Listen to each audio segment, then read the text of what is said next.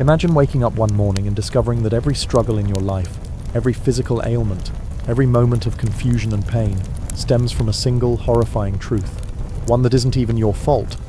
You realize that your trembling hands, your difficulty breathing, your clouded thoughts all trace back to decisions made before you were even born. Your parents, driven by an obsession with keeping bloodlines pure, have condemned you to a life of suffering. You discover that your mother is your cousin, your father is your uncle, your grandmother is also your great-aunt. The family tree doesn't branch. It's a twisted vine, choking itself in its own coils. You are not the product of love, but of a calculated breeding program designed to preserve power and wealth, with no regard for the human cost. This isn't fiction.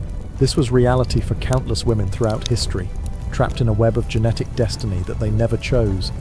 Before diving into these forgotten stories of survival and suffering, if you enjoy learning about the hidden truths of history, consider hitting that like button and subscribing for more content like this. And please comment below to let me know where you're listening from. I find it incredible that we're exploring these ancient stories together from different parts of the world, connected across time and space by our shared curiosity about the past. To understand these women's stories, we must first understand the twisted logic that created their suffering. For centuries, European royalty believed that marrying within their own bloodlines would preserve their divine right to rule. They saw their blue blood as literally different from that of commoners, purer, more sacred, blessed by God himself. The practice was so common that by the 16th century, European royal families were essentially one massive interconnected web of cousins, marrying cousins, uncles marrying nieces, and siblings producing children who would rule empires. What they didn't understand, what they couldn't understand, was that they were creating a genetic nightmare that would echo through generations. The Habsburg family of Austria and Spain perfected this art of self-destruction. Their family motto might as well have been "Let others wage wars, you, happy Austria, marry." But their marriages weren't happy. They were calculated genetic disasters that produced some of history's most tragic figures. Our first story takes us to Vienna, 1634. In the shadowed corridors of the Hofburg Palace, a child is born who will never know a day without pain. Maria Anna of Austria enters the world with the Habsburg curse already written in her genes, the result of generations of cousins marrying cousins, of a family tree so tangled it resembles a noose. From her earliest memories, Maria Anna knows she is different. While other children run and play, she struggles to walk. Her spine curves unnaturally, forcing her into a hunched posture that makes breathing difficult. Her jaw protrudes so severely that she can barely eat solid food. Servants must cut her meat into tiny pieces, and even then meals become exhausting ordeals of careful chewing and cautious swallowing. But Maria Anna's physical struggles pale beside the psychological torment of understanding why she suffers. She grows up surrounded by portraits of her ancestors, and in each painted face she sees echoes of her own deformities. Here, an uncle with the same protruding jaw. There, a grandmother with the same curved spine. She realizes, with the terrible clarity that only comes with suffering, that she is not unique. She is the latest victim in a long line of genetic catastrophe. The palace physicians, with their bloodletting and their prayers, can offer no relief. They whisper among themselves about the Habsburg curse, but never in her presence. To her face they speak of mysterious ailments and God's will, never admitting the truth that everyone knows but no one dares speak, that her suffering is the direct result of her parents' and grandparents' obsession with keeping their bloodline pure. Maria Anna spends her days in dim rooms, curtains drawn to hide her from the world, and the world from her. She learns to read voraciously, her sharp mind one of the few parts of her body that functions properly. In books, she finds worlds where bloodlines don't matter, where people marry for love instead of lineage, where children aren't born carrying the sins of their ancestors in their very bones. But reality always intrudes. Court physicians examine her regularly, documenting her deformities with clinical detachment. They measure the curve of her spine, the protrusion of her jaw, the weakness in her limbs. She becomes not a person but a case study, a living example of what happens when genetics go wrong. The loneliness is perhaps worse than the pain. Potential suitors, all of them also her cousins, recoil when they see her. Marriage negotiations begin and end quickly once her condition becomes known. She remains unwed, not by choice but by circumstance. Even in a world where cousin marriage is normal, her deformities are too severe to overlook. Maria Anna dies young, at 32, her body finally surrendering to the accumulated weight of genetic damage. Her death certificate lists various ailments, but the real cause is never written down. She died because generations of her ancestors chose power over humanity, purity over compassion. From Austria, our story moves to Spain, to perhaps the most tragic figure in this dark tapestry, Joanna of Castile, known to history as Juana la Loca, or Joanna the Mad. Born in 1479 to Isabella and Ferdinand, the Catholic monarchs who expelled Jews and Muslims from Spain and funded Columbus's voyages, Joanna seemed destined for greatness. Instead, she became a cautionary tale about the price of keeping bloodlines pure. Joanna's madness wasn't apparent in childhood. She was intelligent, educated, fluent in multiple languages, but the seeds of her destruction were already planted in her genes.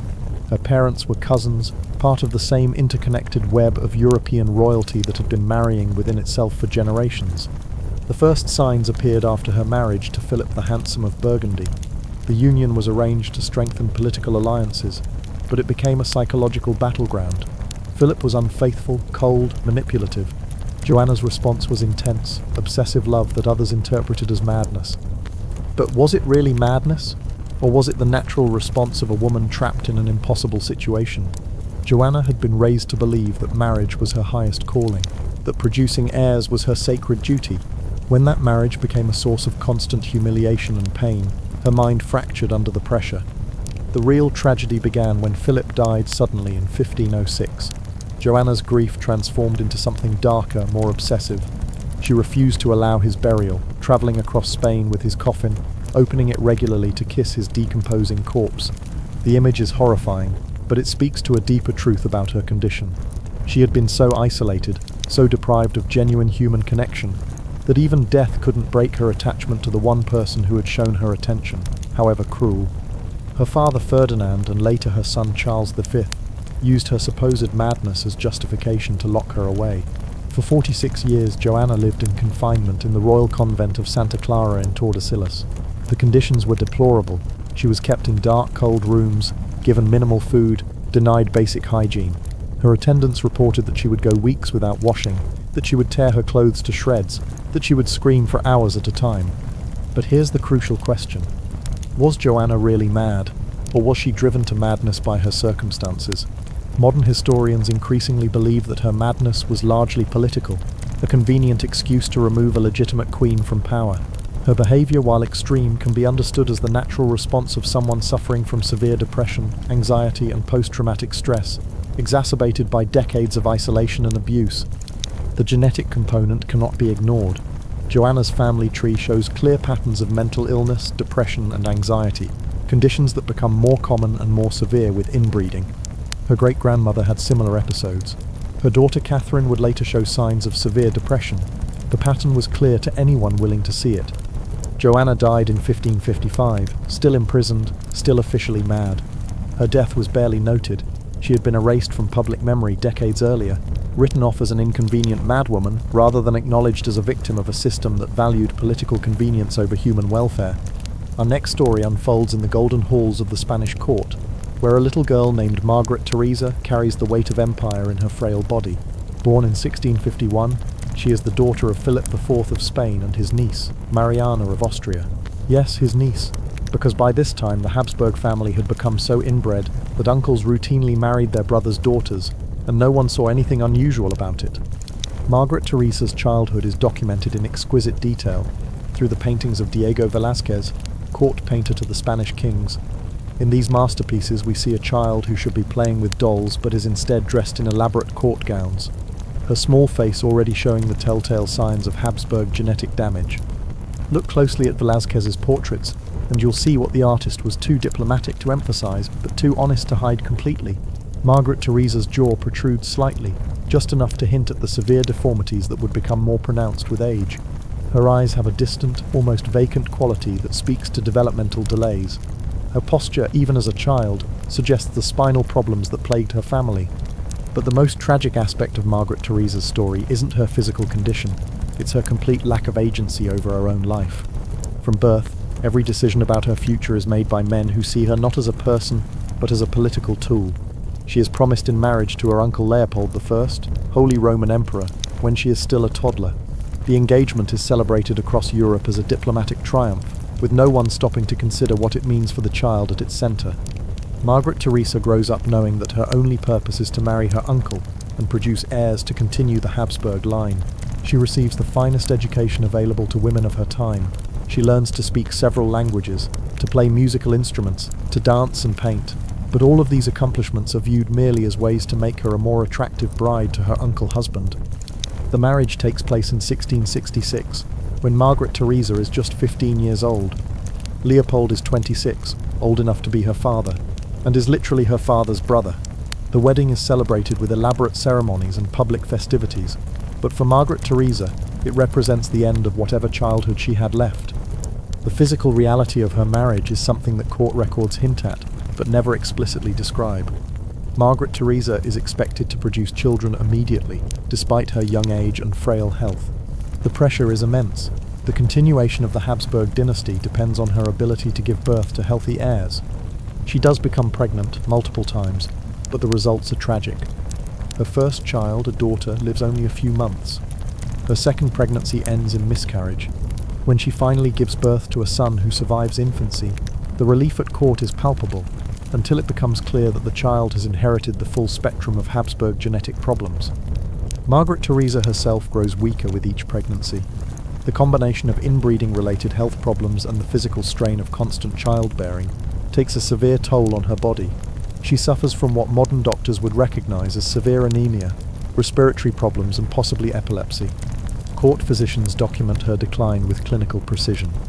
They note her increasing difficulty with speech, her frequent seizures, her inability to keep food down. But they never connect these symptoms to the obvious cause, the genetic damage caused by generations of inbreeding. Margaret Theresa dies in 1673, just 6 years after her marriage, at the age of 21. Official records list the cause of death as fever, but the reality is that her body simply gave up under the accumulated weight of genetic defects and physical trauma. Her death is mourned throughout the empire, but not for the right reasons. Courtiers and diplomats lament the loss of a potential source of heirs, not the tragedy of a young woman whose life was sacrificed to preserve a bloodline that was already poisoned beyond redemption. Our journey now takes us to the glittering court of Versailles, where behind the elaborate ceremonies and magnificent architecture, a Spanish princess named Anna of Austria struggles with the hidden costs of her Habsburg heritage. Born in 1601, she is the daughter of Philip III of Spain and Margaret of Austria, yet another uncle-niece pairing that was considered not just normal but desirable among European royalty. Anna's early life in Madrid follows the familiar pattern of royal inbreeding consequences. She develops slowly as a child, showing the characteristic learning difficulties that plagued many Habsburg descendants. Her jaw protrudes noticeably, making speech difficult and eating laborious. But perhaps most tragically, she exhibits signs of what modern medicine would recognize as severe anxiety and depression, conditions that make her daily life a constant struggle. In 1615, at age 14, Anna is married to Louis XIII of France as part of a complex diplomatic arrangement. The marriage is meant to cement peace between Spain and France, two powers that had been at war for decades. What no one considers is the psychological impact on Anna herself. She is torn from everything familiar and thrust into a foreign court where she is expected to immediately adapt to new customs, a new language, and a new role as queen. The French court initially welcomes her with elaborate celebrations, but the reality of her situation quickly becomes apparent.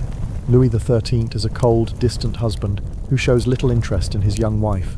He is dealing with his own psychological issues. Modern historians believe he suffered from severe depression and possible homosexuality in an era when such feelings could not be acknowledged, let alone acted upon. Anna finds herself trapped between two impossible expectations. As Queen of France, she is expected to produce male heirs to secure the succession. But as a Habsburg, she carries genetic defects that make healthy childbearing extremely difficult. Her first several pregnancies end in miscarriage or infant death, each loss adding to her depression and anxiety. The court physicians, following the medical understanding of their time, blame Anna for these failures. They subject her to increasingly painful and humiliating treatments, bloodletting, purging, bizarre dietary restrictions. They examine her intimate areas regularly, looking for signs of what they call defects in her feminine nature. No one considers that the problem might lie in the genetic inheritance she received from generations of cousin marriages. Anna's isolation deepens as years pass without a surviving heir. She becomes the target of court gossip and political intrigue. Nobles whisper that she is cursed, that God disapproves of the Spanish marriage, that France needs a new queen. The pressure becomes so intense that Anna begins to show signs of what modern medicine would recognize as severe agoraphobia. She becomes afraid to appear in public, spending days at a time hidden in her private apartments. Her relationship with Louis XIII deteriorates further as both partners blame each other for their childlessness. They begin living essentially separate lives, coming together only when court protocol demands it. Anna turns to religion for comfort, spending hours in prayer and developing an almost obsessive devotion to Catholic ritual. The miracle, when it finally comes, seems almost too good to be true. After 23 years of marriage, Anna gives birth to a healthy son, the future Louis XIV, the Sun King. The birth is celebrated throughout France as a sign of divine favour, but for Anna, it represents both triumph and renewed terror. She knows that her primary value lies in her ability to produce heirs, and now she faces the pressure to repeat this success. A second son, Philippe, is born 2 years later, securing the succession and finally giving Anna some relief from the constant pressure. But the physical and emotional toll of her years of suffering cannot be undone. Anna remains a deeply anxious, depressed woman who finds little joy even in her eventual success as a mother. Her later years are marked by increasing physical problems, digestive issues, respiratory difficulties, and what court doctors describe as melancholy attacks that leave her bedridden for days at a time. Modern analysis of her symptoms suggests she suffered from the anxiety disorders and depression that ran in Habsburg bloodlines, conditions exacerbated by the trauma of her early marriage experiences. Anna dies in 1666, having outlived her husband and seen her son established as one of Europe's most powerful monarchs. But her legacy is not the political success that history books celebrate. It's the human cost of a system that treated women as breeding stock and ignored the genetic consequences of dynastic marriages.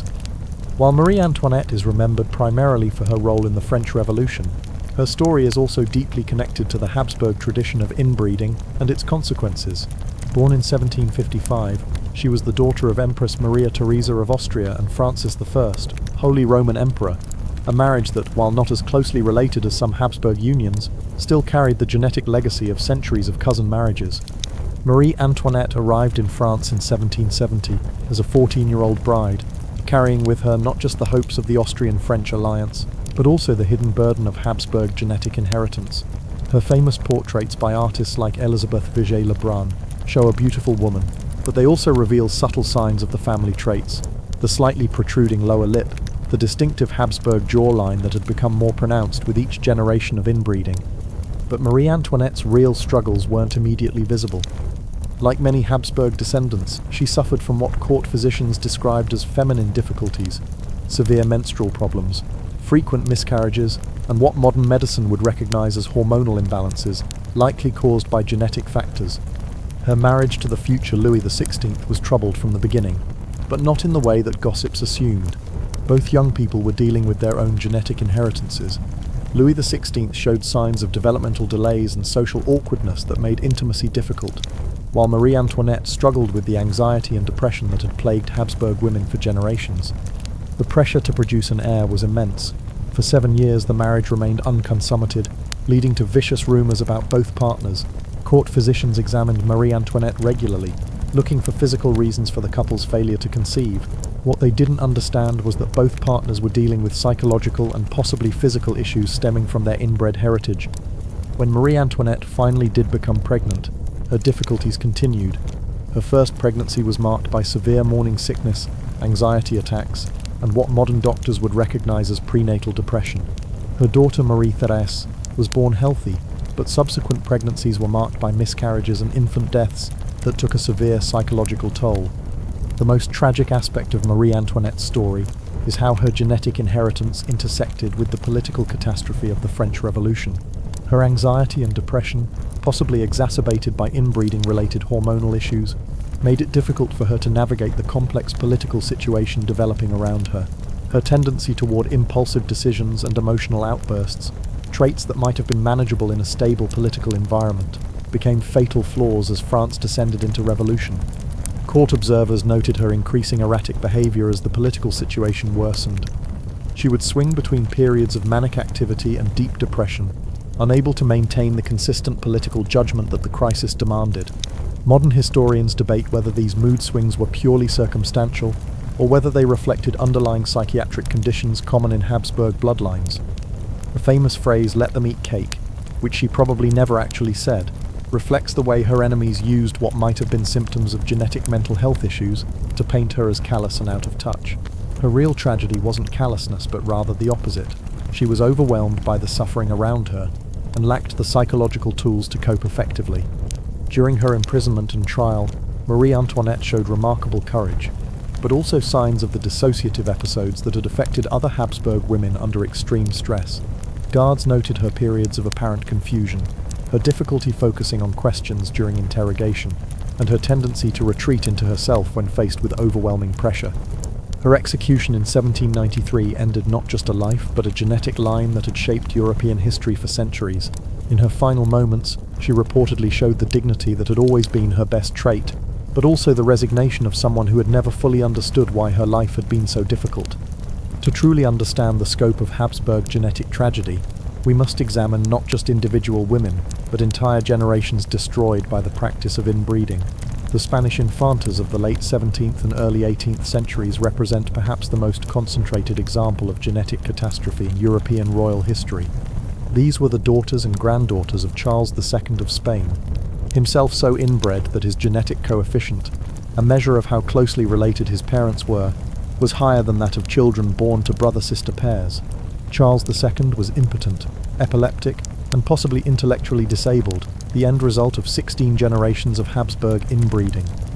But Charles II's sisters and female cousins, the Infantars, suffered perhaps even more than he did because they were expected to marry and produce children. Their stories read like medical case studies in the consequences of genetic isolation.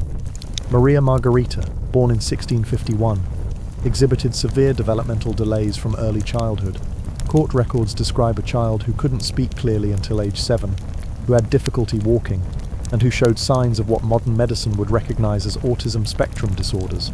Yet she was still considered marriageable because of her royal blood.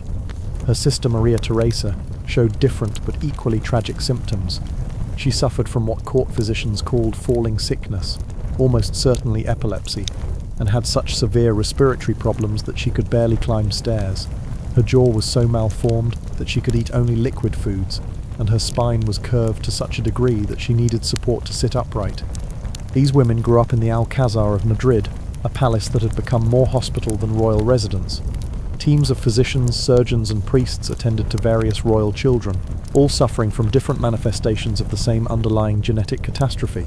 The palace records from this period read like a medical textbook on the consequences of inbreeding, epilepsy, developmental delays, physical deformities, immune system failures, and psychiatric disorders. Yet even in their suffering, these women were expected to fulfill their primary royal function, producing heirs. Marriage negotiations continued despite their obvious unfitness for childbearing. European courts received detailed medical reports on their conditions, not out of concern for their welfare but to assess their potential value as breeding stock. Maria Margherita was eventually married to her cousin Leopold I, Holy Roman Emperor, the same man who had previously been married to Margaret Theresa. The marriage was a disaster from the beginning. Maria Margherita's developmental delays made it impossible for her to understand her marital duties, while her physical problems made consummation extremely difficult. The psychological torture of these arrangements cannot be overstated. These women grew up knowing that their only value lay in their ability to produce children, yet their genetic inheritance made healthy childbearing nearly impossible.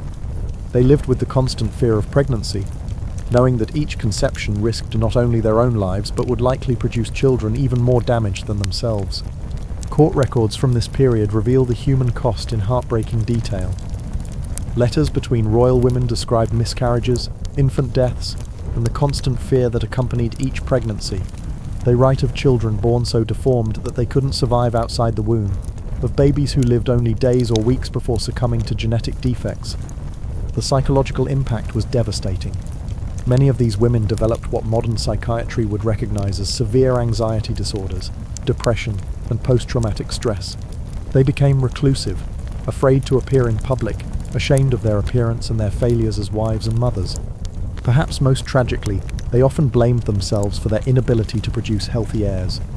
The genetic science that would explain their condition wouldn't be developed for centuries, so they interpreted their struggles as personal failures or divine punishment.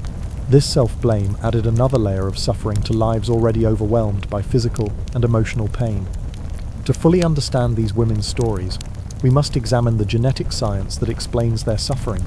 When closely related individuals reproduce, their children have a higher chance of inheriting 2 copies of harmful recessive genes. In a healthy, genetically diverse population, these harmful genes are usually masked by normal copies inherited from unrelated parents. But when cousins marry cousins generation after generation, as the Habsburgs did for centuries, harmful genes accumulate and compound. Each generation becomes more likely to express genetic disorders that would normally remain hidden. This process, called inbreeding depression, affects not just physical traits but also mental health, immune function and fertility. The Habsburg jaw, technically called mandibular prognathism, is one of the most visible examples of this genetic accumulation. This trait became more pronounced with each generation of inbreeding, eventually becoming so severe that some Habsburg descendants couldn't properly close their mouths or chew solid food. But the visible deformities were just the tip of the iceberg.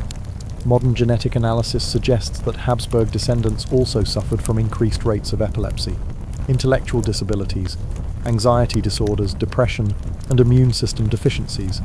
Many of the mysterious illnesses that plagued royal women were likely autoimmune disorders caused by genetic damage. The fertility problems that affected so many Habsburg women can also be explained by genetics. Inbreeding increases the likelihood of genetic incompatibilities that make conception difficult and pregnancy dangerous. The high rates of miscarriage and infant mortality in Habsburg bloodlines weren't due to medical ignorance alone, they were the inevitable result of genetic damage accumulating over generations.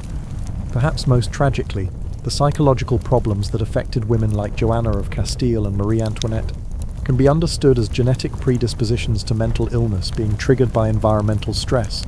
These women weren't inherently mad, they were genetically vulnerable to anxiety and depression, conditions that were then exacerbated by the impossible pressures of their royal positions. What makes these stories even more tragic is how the system perpetuated itself despite obvious evidence of its harmful effects. Royal courts had extensive records documenting the health problems that plagued inbred bloodlines, yet they continued arranging cousin marriages for political advantage. Court physicians wrote detailed reports on the physical and mental health problems affecting royal children, yet these reports were treated as medical curiosities rather than warnings about genetic damage. The connection between inbreeding and health problems was obvious to anyone willing to see it, but political and economic considerations always took precedence over human welfare. The Catholic Church, which could have intervened by refusing to sanction such closely related marriages, instead provided dispensations that made even the most genetically dangerous unions legally and religiously acceptable.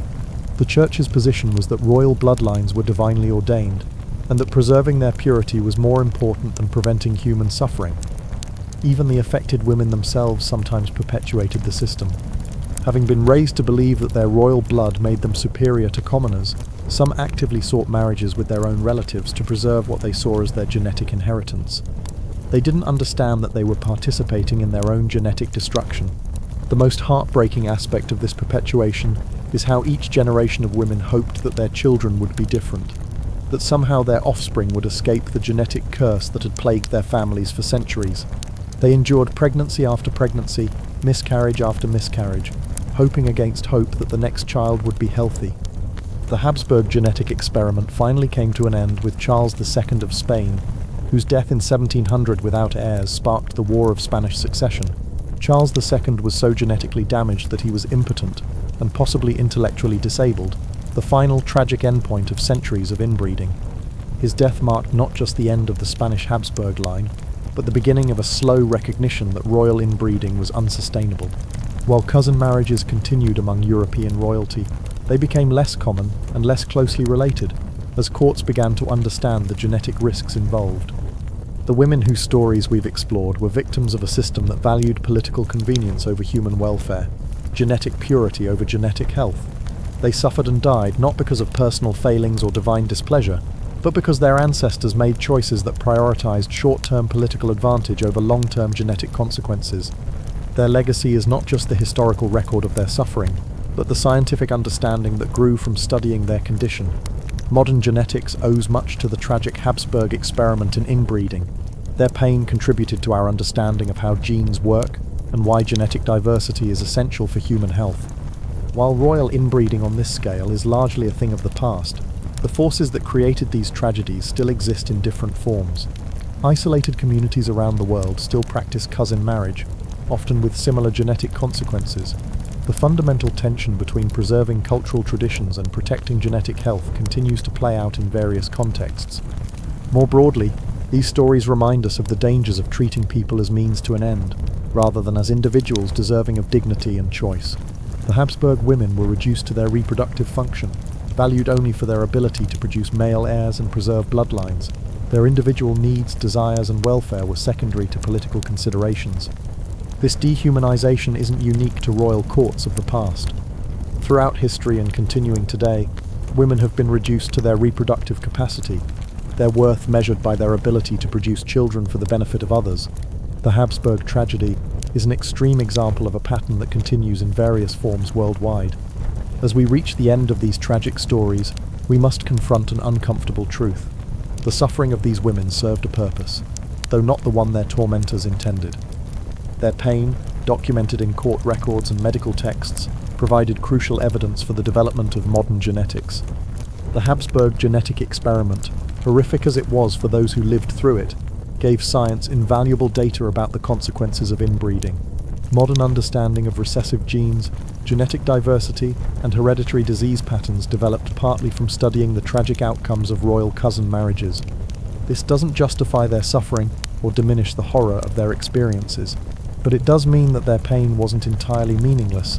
The knowledge gained from studying their condition has helped prevent similar tragedies and has contributed to our understanding of human genetics. The women we've discussed, Maria Anna of Austria, Joanna of Castile, Margaret Teresa of Spain, Anna of Austria, Marie Antoinette, and the forgotten Spanish infantas, were real people who lived real lives, filled with real suffering. They weren't just historical footnotes or genetic case studies. They were daughters, wives, mothers, and human beings who deserved better than the fate that genetics and politics conspired to give them. Their stories serve as a reminder of the importance of putting human welfare above political expediency, of recognizing the individual dignity of every person regardless of their social status, and of understanding that even the most powerful institutions can perpetuate tremendous suffering when they lose sight of basic human values. Return with me now to that moment of terrible realization we imagined at the beginning, waking up to discover that your entire life has been shaped by decisions made before your birth, by ancestors who valued bloodline purity over human welfare. For the women whose stories we've explored, this wasn't imagination but daily reality. They lived with the knowledge that their physical pain, their mental anguish, their reproductive failures, and their social isolation all stemmed from the same source, a genetic inheritance poisoned by generations of inbreeding. They carried not just their own suffering, but the accumulated weight of centuries of poor decisions made by people who should have known better. Yet in their pain we find something profound about human resilience. Despite their circumstances, many of these women found ways to assert their humanity. Maria Anna became a scholar, finding intellectual freedom in a body that imprisoned her. Joanna maintained her fierce love even in madness. Margaret Teresa bore her suffering with dignity. Anna found solace in faith. Marie Antoinette faced death with courage. Their stories remind us that even in the darkest circumstances, the human spirit can find ways to assert its worth. They also remind us of our responsibility to learn from their suffering, to ensure that our pursuit of political, economic, or social goals never again requires the systematic destruction of human beings. The curse of keeping bloodlines pure has finally ended, at least in its most extreme forms, but the memory of these women and their suffering lives on, a testament to the price of valuing ideology over humanity, tradition over compassion, and power over love.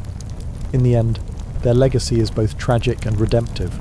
Tragic because their suffering was preventable, redemptive because their stories have helped ensure that such systematic genetic destruction will never again be pursued in the name of royal purity.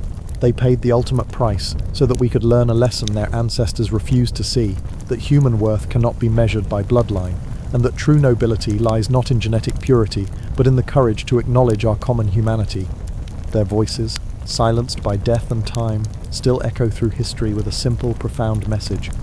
Remember us not for our royal titles or our political significance, but as human beings who deserved better than the fate that genetics and politics conspired to give us. Remember us and learn from our suffering, so that others might be spared the curse of keeping bloodlines pure.